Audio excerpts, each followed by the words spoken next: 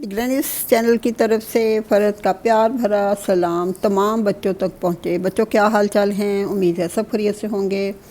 तो हम पिछली बार जो कि हज़रत अबू बकर सदीक़ के बारे में पढ़ रहे थे, तो हम पहुँचे थे कि जैसे कैसे वो हुज़ूर सल्लल्लाहु अलैहि वसल्लम के साथ गारे सौर में छुपे रहे। तो अब हम आगे चलते हैं। वो अबू बकर सदीक़ हैं, उनकी हस्ती ऐसी है कि वो खरा बोलते थे, सच बोलते थे और साथ साथ अमल भी वही करते थे। ये नहीं कि वो कहते कुछ और थे और करते कुछ और थे, यानी उनका जो दिल है और दिमाग है वो इकट्ठे काम करते थे और वो इस पर कायम रहते थे।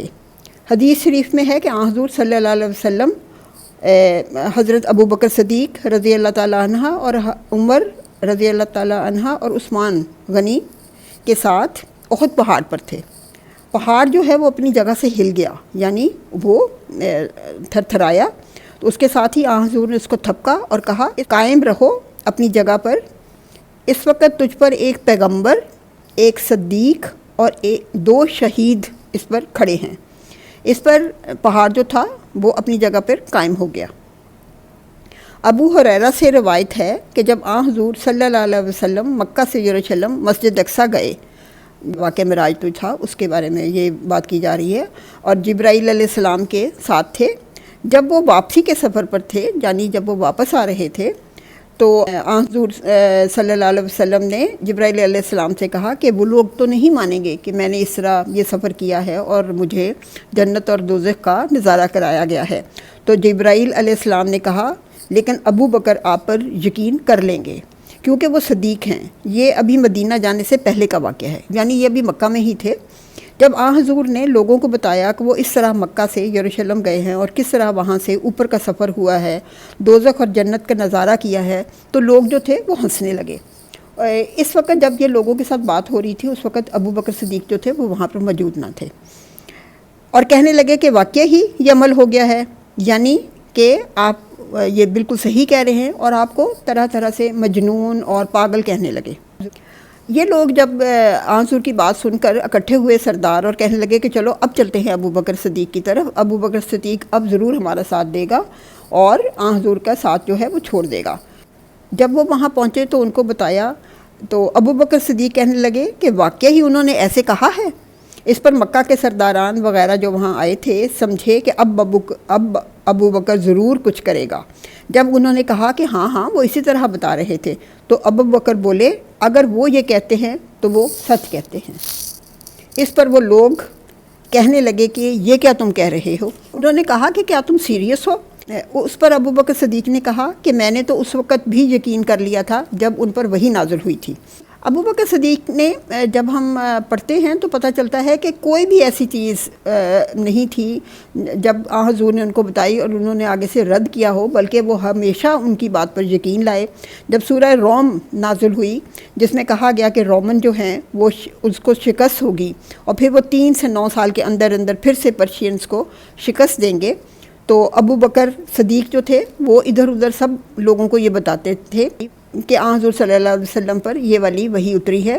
तो लोग कहते कि तुम्हें कैसे यकीन है, तो वो कहते थे कि मुझे अपने से भी ज़्यादा यकीन हुज़ूर की बात का है। और फिर देखें कि लोगों ने ये वाकई ही अपनी ज़िंदगी में देखा कि किस तरह जिस तरह के बयान किया गया था उसी तरह पहले उनको शिकस्त हुई और फिर बाद में उन्होंने 3 से 9 साल के अंदर अंदर यानी 8वें साल के अंदर ही उन्होंने पर्शियंस को शिकस्त दे दी थी। ये वाक़या उस वक़्त पेश आया था जब ग़ज़वा बदर में मुसलमानों को फतह हुई थी। उस वक़्त ही रोमन्स ने पर्शियंस को हराया था। ये तकरीबन 8 साल के बाद ये वाक़या हुआ था। तो इस पर अबू बकर सिद्दीक़ ने जो 100 ऊँटों की शर्त लगाई हुई थी वो उनको मिले, लेकिन वो तमाम ऊँट जो थे अबू बकर सिद्दीक़ ने उनको खैरात के तौर पर बांट दिया।